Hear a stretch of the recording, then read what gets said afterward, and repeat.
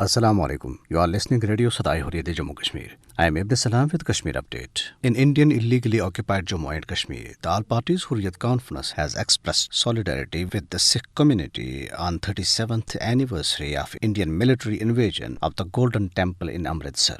According to Kashmir Media Service, the All Parties Hurriyat Conference spokesman in a statement issued in Srinagar said that the attack was a brazen act of state-sponsored terrorism against the Sikh community.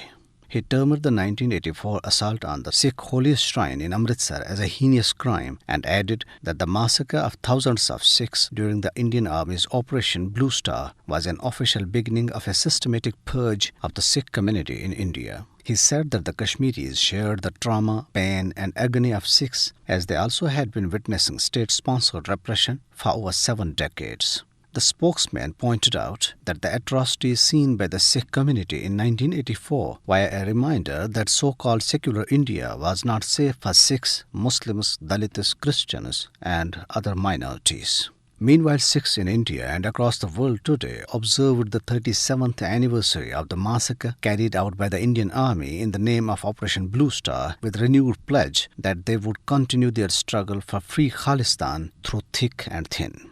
Pro-Khalistan banners and posters were displayed in Punjab and at other places in India in favor of the separate homeland for the Sikhs and against the desecration of their holiest place, Golden Temple, by Indian Army in Amritsar on this day in 1984. Sikh groups defying heavy restrictions and carrying pictures of slain Sikh leader Jarnail Singh Bhindranwala marched towards the Golden Temple and raised pro-Khalistan slogans at the Akal Takht. Sikh leaders on the occasion vowed to continue the struggle for Khalistan against all odds.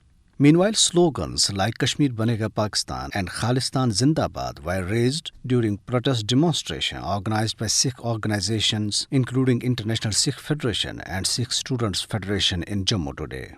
All Parties Hurriyat Conference leader of Kashmir Division, Bashir Ahmed Butt, in a statement in Srinagar, termed the permission of Hindu yatris and the influx of non-local labourers to the occupied territory as a well-thought-out conspiracy to throw the people of Kashmir into a deep gorge of COVID pandemic.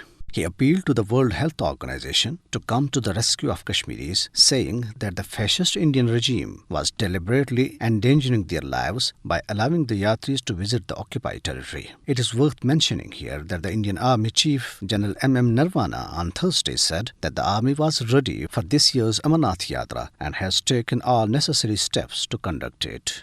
At least 7 persons are reported to have received injuries in a mysterious blast in Tral bus stand in South Kashmir's Pulwama district today. According to the sub-district hospital Tral, one critically injured person has been referred to a Srinagar hospital while the condition of the rest is stable. Indian police arrested 2 Kashmiri youth, including a driver, at a checkpoint on Srinagar-Jammu highway and branded them as overground workers for Mujahideen. On the other hand, a group of cow vigilants lynched a Muslim man to death and injured 4 others in a small village of Mathura district in India's Uttar Pradesh state. Instead of arresting the Hindu attackers, the police took 4 Muslim survivors into custody. In another incident, a Muslim boy was lynched and brutally beaten by a Hindu extremist mob in Uttar Pradesh after being forced to chant the Hindu war cry, Jai Shri Ram. Police pressurized him to remove Jai Shri Ram from the complaint. And this is for now. Have a good night and keep listening Radio Sadai Hurriyat Jammu Kashmir.